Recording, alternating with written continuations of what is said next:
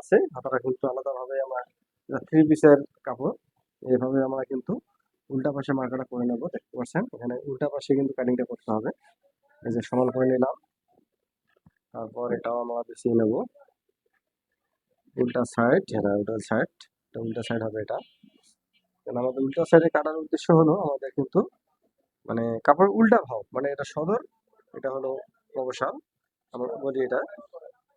এই যে মিডলে কিন্তু মার্কা দিয়ে নিলাম, এখানে এই যে ফেলে নিলাম এটা এখানে এভাবে। আচ্ছা, তারপর এখানে আমাদের এখানে এই ভাঙার জন্য এটা লাগবে। আমাদের এখানে মার্কাটা নিয়ে দেওয়ার পর আমাদের কিন্তু এখন আমাদের এখানে হাতা লম্বাটা হচ্ছে 18.5। তা এখানে আমাদের 18.5 দিয়ে দেবো।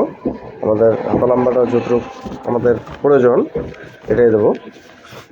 18.5 ইঞ্চি হাতা লম্বা, দেখতে পাচ্ছেন।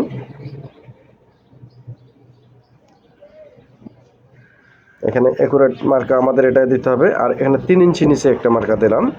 আর এখানে কিন্তু আমাদের এই যেভাবে কিন্তু আমাদের শেপটা দিয়ে নিতে হবে।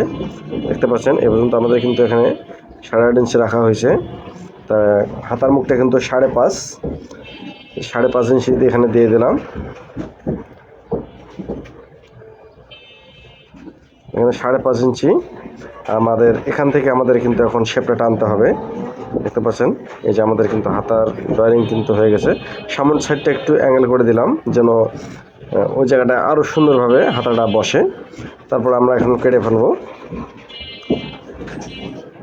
দেখতে পাচ্ছেন আমাদের হাতাটা কিন্তু কাটিং শেষ হয়ে গেল। মাথার অংশটা একটু হালকা সমান করে দিলাম, ঠিক আছে। তা আমাদের হাতা কাটিংটা কিন্তু শেষ। দেখতে পাচ্ছেন এখানে আমাদের চাকান দিয়ে দিলাম, এটা ওইটা হচ্ছে আমাদের মেইন মাপ থেকে ওটা আমাদের দিতে হবে। তা ভিডিওটা কেমন লাগলো?